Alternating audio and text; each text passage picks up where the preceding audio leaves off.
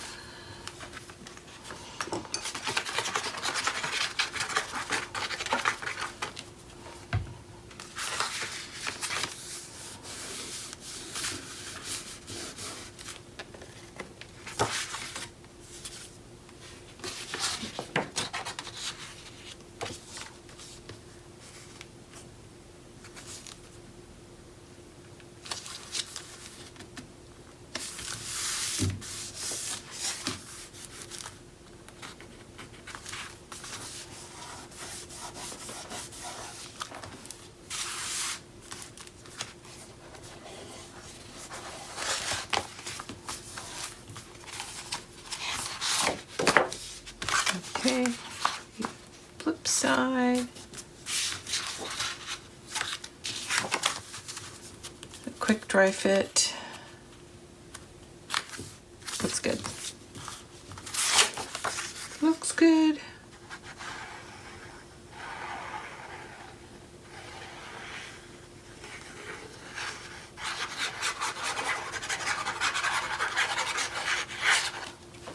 Okay. All right, moving right along.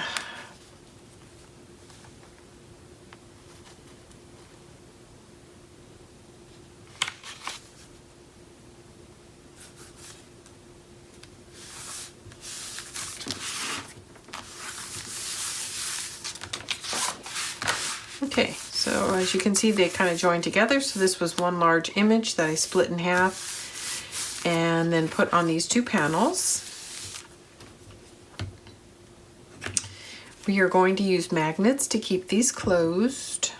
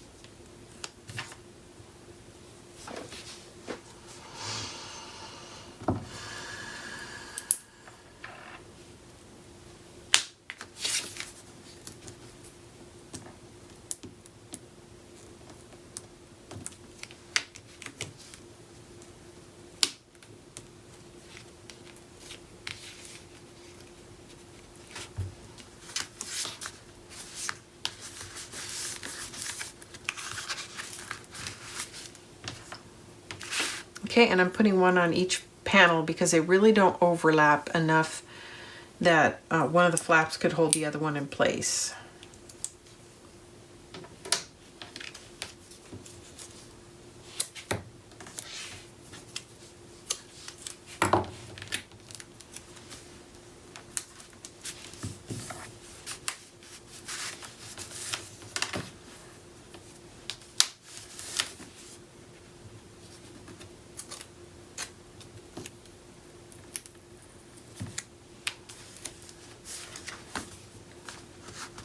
There we go.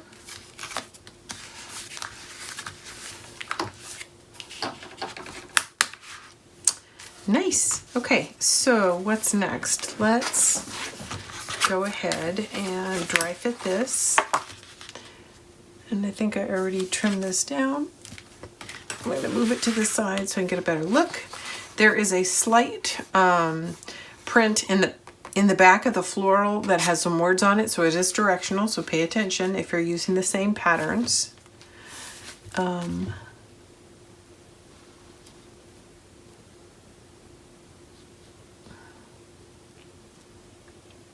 Okay, that looks good. So again, as in all the other panels, this is a 4, this is a 6, and they're trimmed down to fit on this pocket page, and the overall measurement for the pocket page designer paper is going to be 7 7/8 by 9 7/8. So that's just 1/8 inch shorter and 1/8 inches narrower and the size of the pocket page itself for a 1/16 inch border. Okay.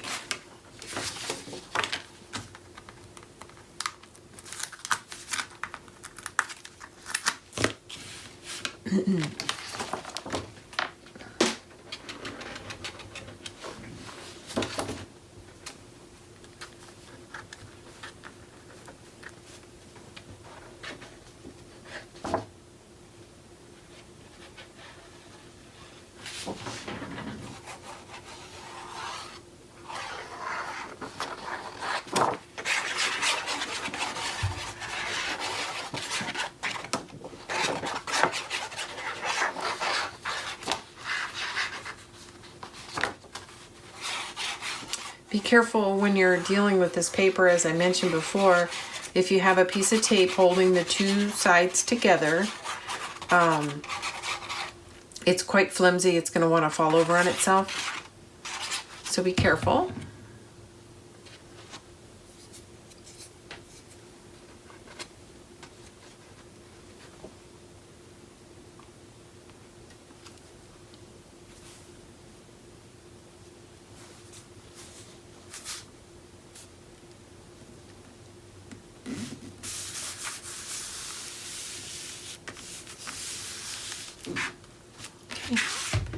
That looks very nice. The edges look even, so I'm going to go ahead and burnish it into place. And so the burnishing, either with your hands or your score tool, is what's allowing the glue to spread so that you don't have bumps in your paper. And I got another question about warping. So two things. One, I think the quality of the cardstock really matters. And so you want your cardstock super smooth, as little tooth as possible. The more tooth that the paper has, the more likely it is to pull the moisture quickly from the glue and cause some warping. So I go with extra smooth paper for the base. And also the other thing that can cause warping is you're just using too much glue. There is water in this. It's a water-soluble glue, so you have to be mindful of that. Okay, so I did some color blocking for these pieces. And I'm trying to decide if I want to put a black seam in between or if I want to butt these two against each other. And I really like the look of the black seam. And this is going to be trimmed, needs to be trimmed down a little. So I think that's what I'm going to do here. It is quite a bit more fussy. So if you don't want to do that, then my recommendation would be to join these two pieces and then dry fit and trim down for this panel. But I think I am going to do a black line between the two, like so. So I'm going to trim down accordingly. I'm going to add the small piece first because it's much easier to trim down the larger piece than it is to fuss around with something that's less than 2 inches wide. So let me tell you what this is. This is just under 2 inches. So this is 1 7/8, but 2 inches would work too. You'd get visually the same look. So this is about 2 inches tall. And it's trimmed to fit the panel, which is 5 inches. The panel itself is 5 1/8. Okay, so I'm going to go ahead and set this one in first, and then we will trim this down to fit, and we'll repeat the process on the other side.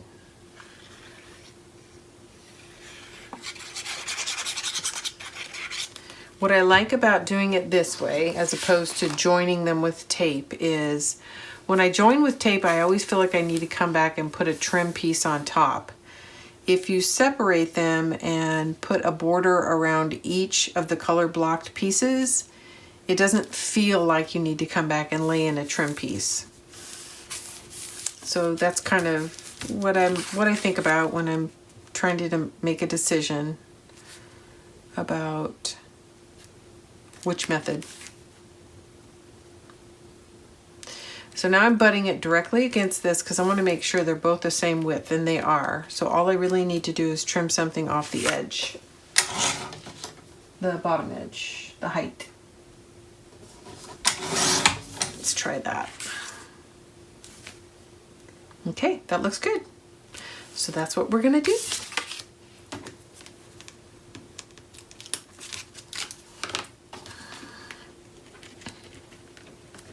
And again, just a reminder, gotta ink my edge again because I just trimmed it. We're on page 4.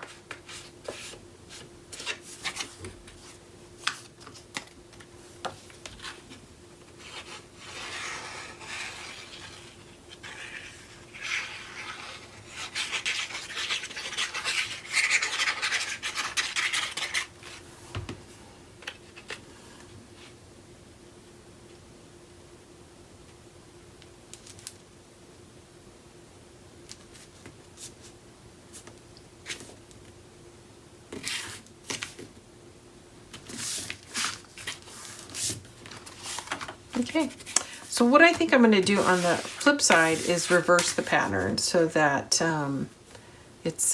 they're juxtaposed. Because I think I like it. Makes it a little more interesting.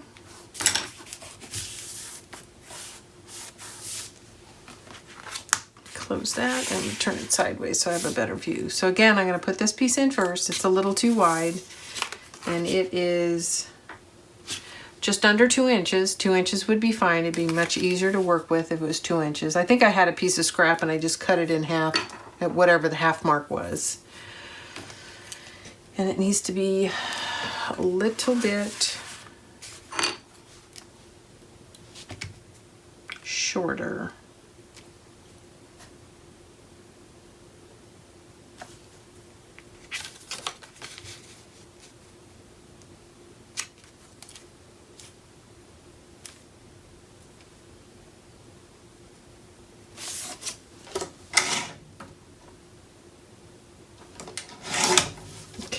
See how that works.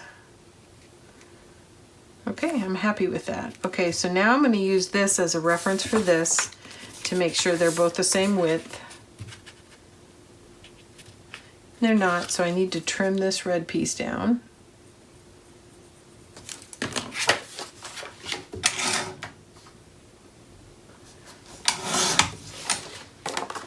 Now I'm going to check them again.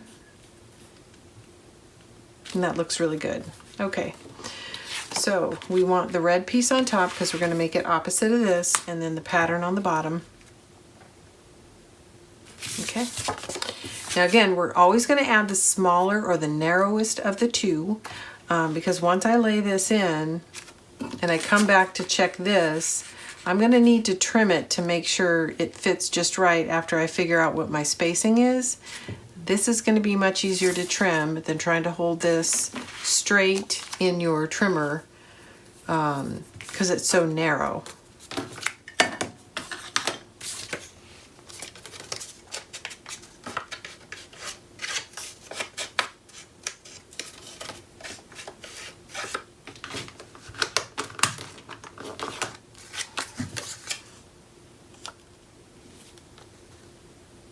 There's a little bit of writing on here, so I was just double checking the orientation.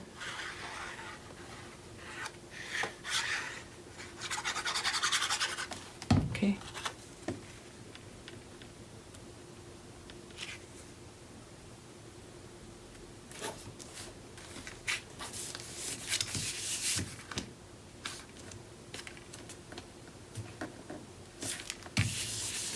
Beautiful. Okay, now we're going to add the red piece. Let's see if we need to trim it. It's possible. Yeah, we are.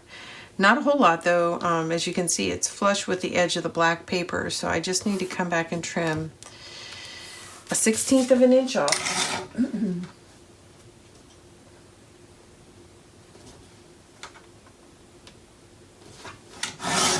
Okay, let's give that a shot.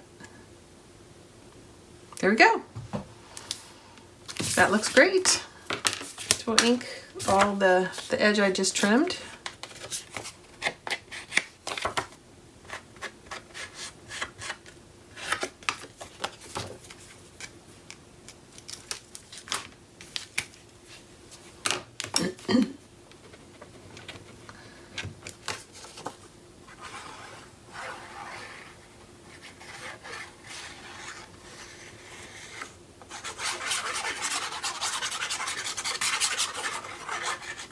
Oh, I was telling you guys in the last video I was having such a hard time seeing. I finally broke down and got new glasses, and it turns out my prescription really changed quite a bit. So it wasn't just the glasses, it was my eyeballs as well. So it's been a real treat to be able to see what I'm doing, especially for details like where I'm adding this seam here. So it looks great. I'm happy that's resolved, because it was really, especially at night, getting hard for me to see. I was fussy cutting elements for the cover of this album, and I was like, oh my gosh, I can see all the edges. This is awesome. Okay, so there is page 4, and it's beautiful. I really like it. So I will come back and probably add some embellishments in here, but this is an awesome page for photos. I mean, you can really do quite a bit here in terms of the number of photos that you can lay in here. So, okay, so that is page 4. So page 5 is the companion page, and here are the elements that are going to go on page 5. And we've got the lady on the rings, we've got the gymnast here, and I thought that went pretty well with the trapeze. And then we've got the same pattern papers on the bottom, and I'll give you those rough estimates in a minute. So I'm going to pull in the pocket page for page 5 and set that aside. Here's my pocket page for page 5. Okay, and then we have a flap, and then I designed instead of just a flap hinge, because I wanted it offset from the edge, a card. And the only thing tricky about this card is it's actually going to open in a non-traditional way, and part of the reason is because when it's closed I want them to overlap like so. So I want it to open this way. And of course it could have also been a hinge applied directly to the edge of the paper. But I was looking to create this sort of staggered overlap look. And once I pull it in from the edge, there's really only 2 things that you can do if you don't want your hinge to show. You can slice through your paper and tuck your hinge behind it, or you can do this card design, and then I'll put a coordinating piece of designer cardstock on the inside as well. But then this serves as a photo mat on both sides. All right. Okay, so let's get started by figuring out where we're going to put this flap. And like I said, I want them to kind of stagger like so. So I'm just going to get a visual. This is going to be on a top-down flap. I think this is what I'm looking for. So I'm not measuring anything. I'm laying these out and just visually looking at what's pleasing. I don't want this to come too far over onto this design. I think using this hoop is a good reference line for how far to bring this in. And I think I like that. And I think that looks pretty good. So I'm going to go ahead and just put a little mark there, and that's where the beginning of this flap will start. So this flap is going to be installed just like so. We're just going to make it level on the top.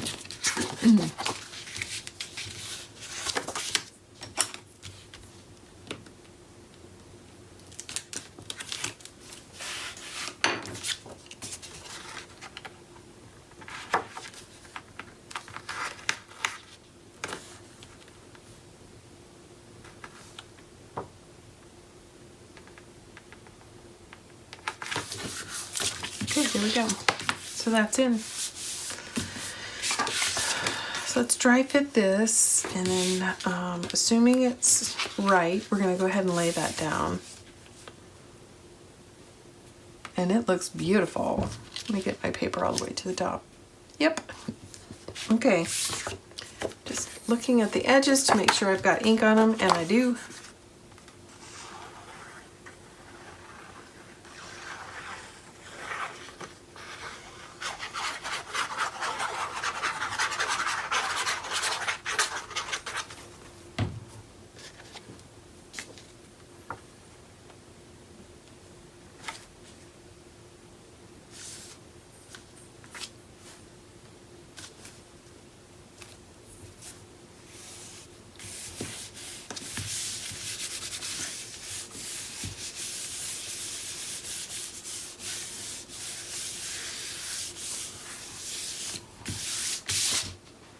Okay. Beautiful. Okay, so the next thing we're going to do is we're going to lay down this piece. And why are we doing it that way? Well, it's because this element is actually going to get installed on top of that paper. So actually, before I do that, I'm going to get a magnet in. And it looks like I might need to trim this down just a little. Yeah, just a tiny bit.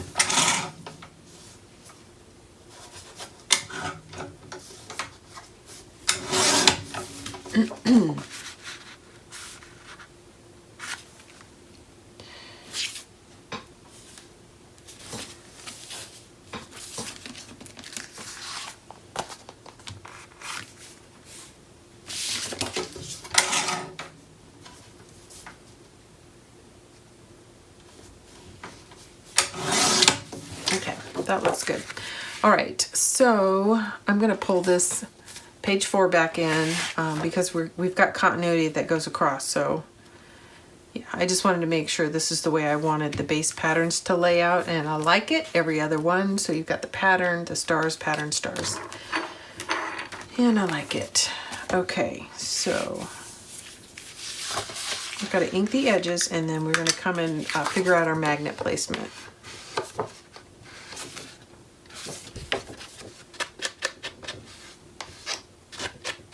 And I'll tell you the estimates for these 2 sheets. So 3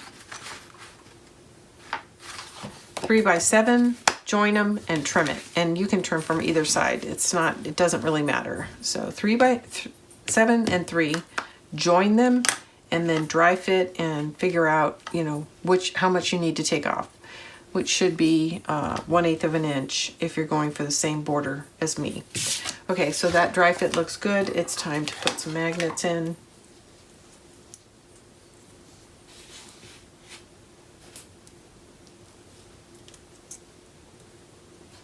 And it looks like we're only gonna need 1 set. Oh, that's not true. We'll need something on the card as well. So 2.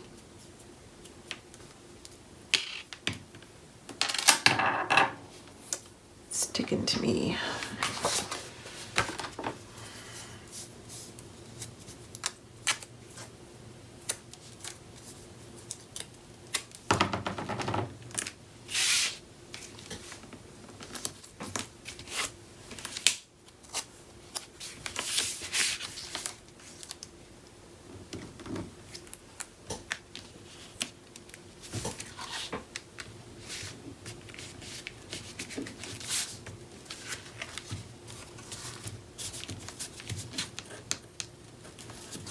Okay, there we go.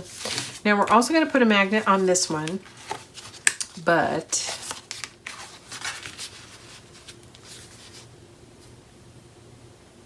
oh, you know what?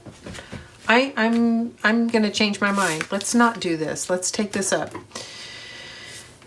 I think we can get away with 1 set of magnets and actually use this to hold it shut. So I'm pulling this up because I'm changing my mind. Sorry about that, guys. But I think this might be a little bit more economical.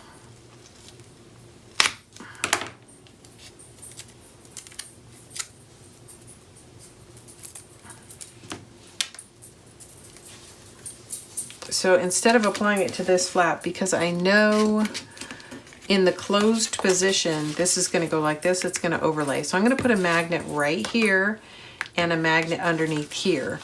And I know I'm only going to add a piece of paper here and a piece of paper here, so it shouldn't get too thick for us. So skip what I just did. I might even edit this out.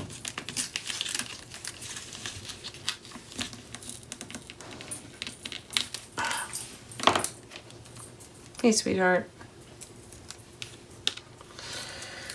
Oh my.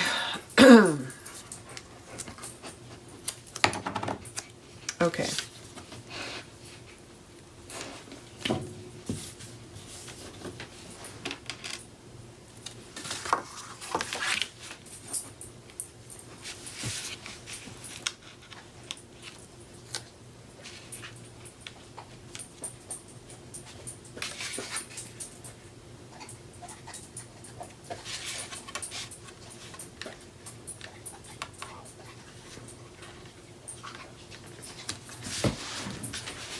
What do you have? You get a piece of paper? My puppy came in, she's chewing on some paper. Nothing new there. Okay, yeah, I think that's what I'm gonna do. All right, where's that at? Is it in the right spot? Excuse me. Yep, okay. So I went ahead and applied one magnet here. And I'm gonna set this aside. We're gonna get the base in, and then we're gonna figure out where to place this. And then once we've got this on top of the base, then we can figure out where to put its mate. And I'm going back and forth on whether or not I want to put it on the back side of this or on this. So for either way, doesn't matter, we can put the base down. So let's do that. And I'm just checking to make sure my edges are inked, and it looks like I don't have them all inked.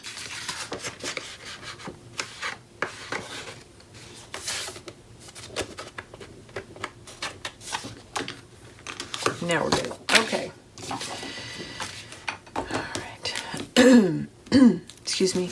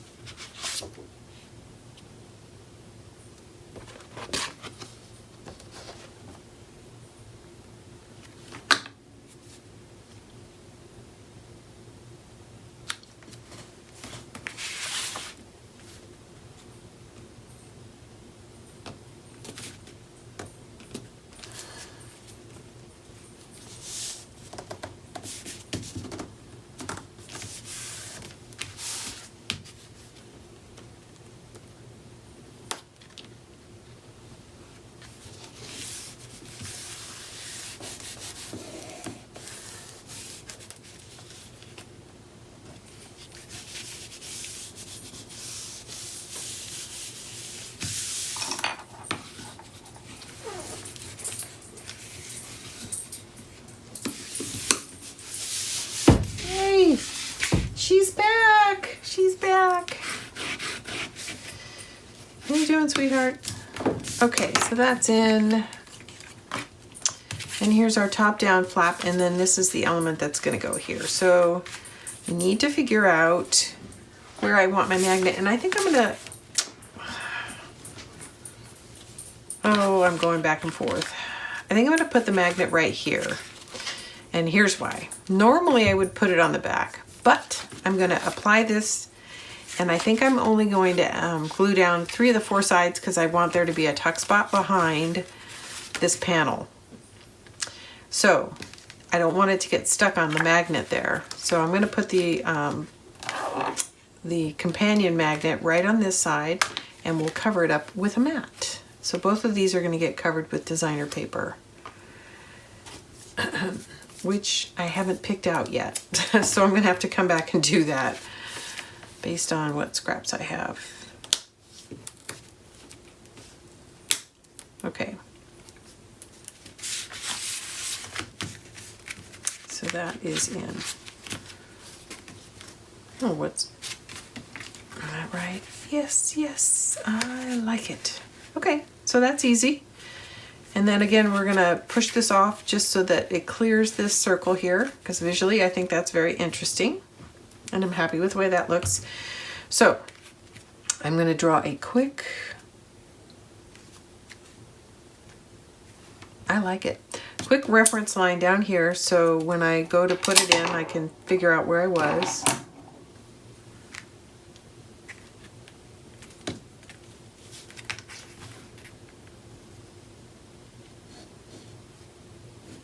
Okay, so I just drew that little square in there, so it'll be very easy for me to locate that.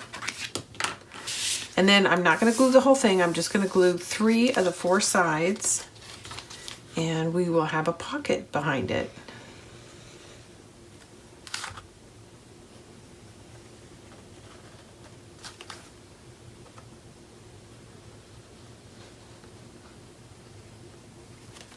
There we go. So now I want to find my little reference lines here. I'm going to lay down this corner.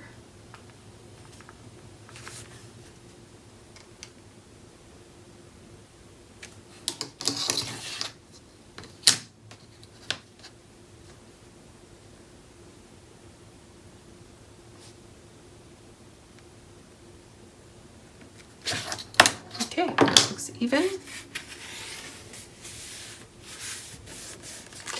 It's hard to tell sometimes on some of the prints because the print is slightly askew, so you can't go by where the stars are. You actually have to measure it. All right, so now I've got both my magnets in here, and I've got that down. So I'm going to burnish these edges into place.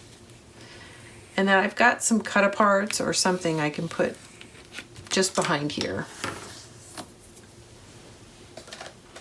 And I'm just going to tuck a piece of scrap right here for now, because I don't want to forget that I want to put something in here.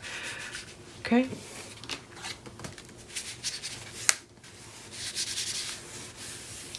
And then whatever I put in here, even if it hangs out, it'll still be covered by this. Okay. All right, so I need to put some designer paper here, which I haven't just picked out yet. And then I need to cover this panel. And I'm color blocking here too. And the reason I'm color blocking is I really wanted to use this green, and I didn't have enough of it. So sometimes it's pure necessity. Sometimes it's aesthetics, but sometimes it's just pure necessity. So I'm gonna go ahead and get the dry fitting this really quick to make sure I'm happy with it. One more time.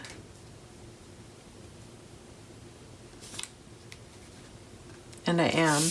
So as usual, I'm going to start by applying the small or the narrow piece first, because there's no way I could come back and trim this down. Then I will double check the polka dot piece, and if necessary, do some trimming, but I don't think I'm going to need to.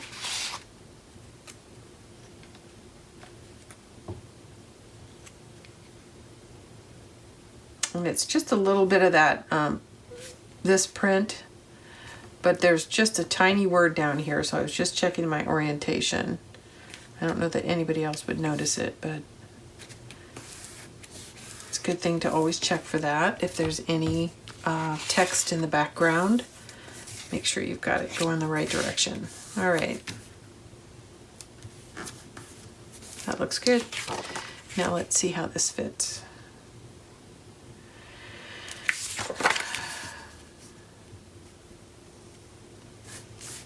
Looks good.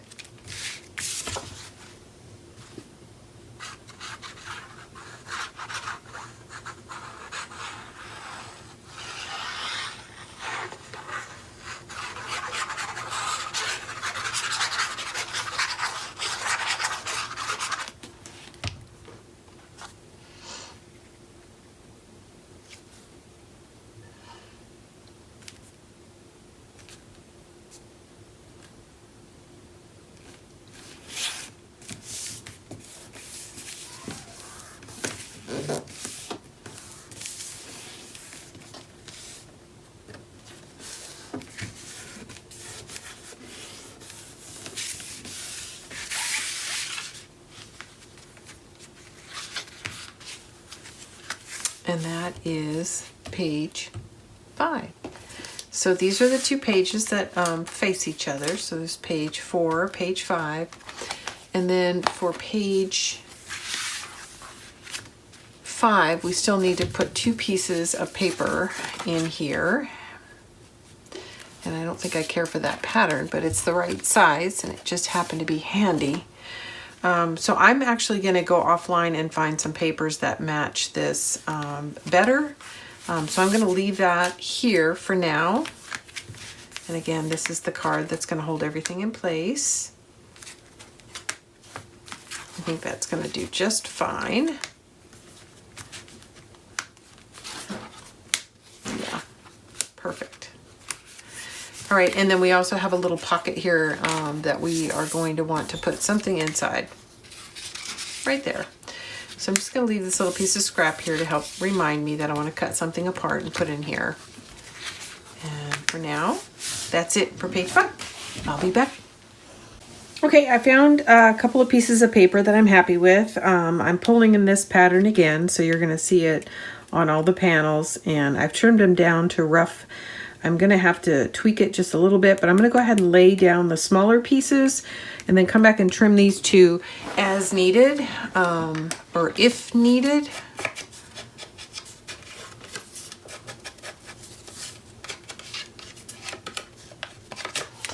And these papers were just left over, so that's one of my options. The other option is to pull the polka dots back in, and I think I'm liking this a little bit better. It's a little more subtle.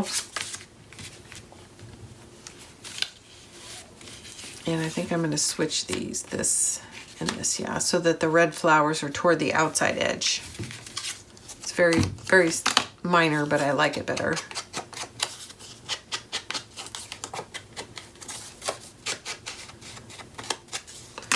All right.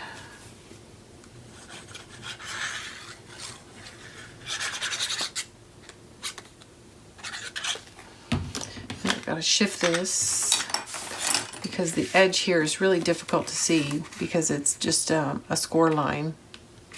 So I'm actually going to use my contrast paper. I'm going to butt it right up against the score line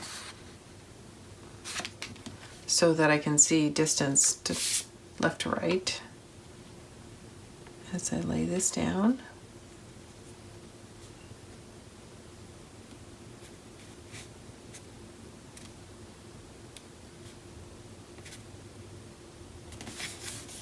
Okay, now I won't really need it moving forward because I'm going to place this one based on what's up above it.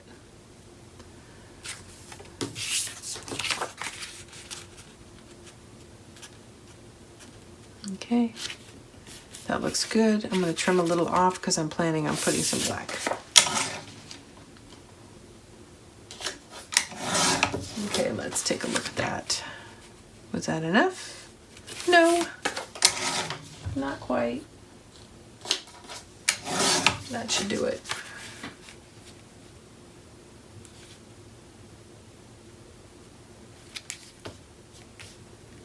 Yep, looks good.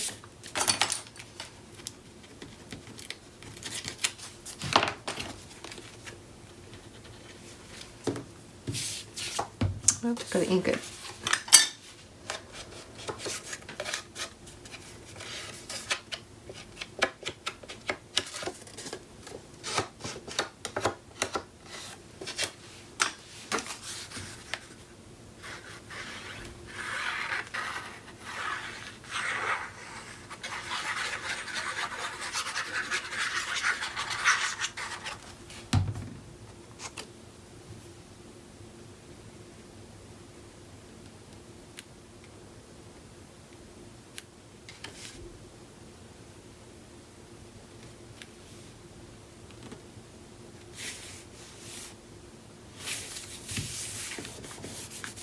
Okay, that's in. Now we're gonna do the other side. And I'm gonna do the same thing. I'm gonna put the smaller of the two pieces in first, and then come back and do the top.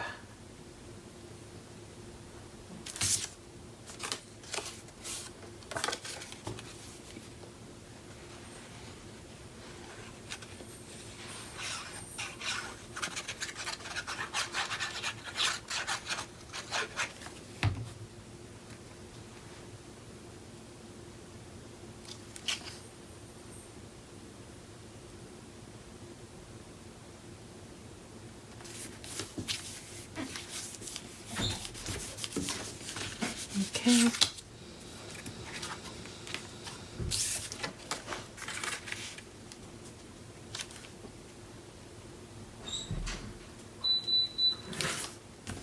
Okay, that looks good. So,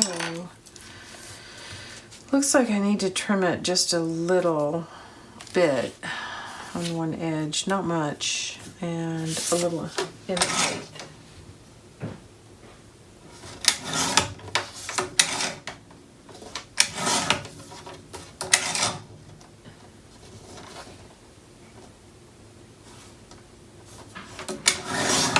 Okay, let's take a look at that, see how we did. A little more.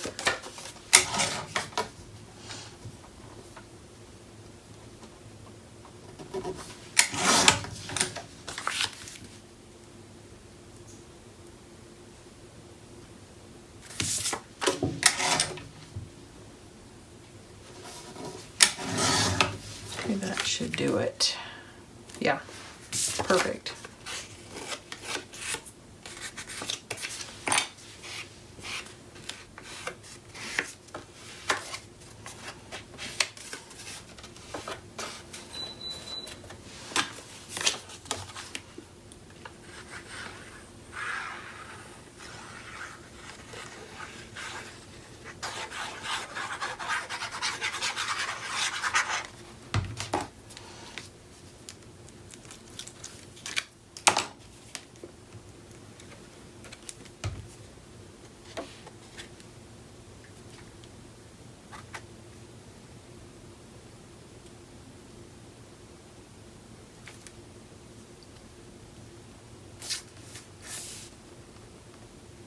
There we go. I think it looks good. Looks nice. Get that extra paper out of the way so you can get your full visual here. So I'm happy with that. And then I'm going to, again, tuck this in here so I don't forget that that's a pocket, and I'm going to stuff it with something when I come back through the embellishment phase. All right, page 5 is finished. So now we're going to start on page 6.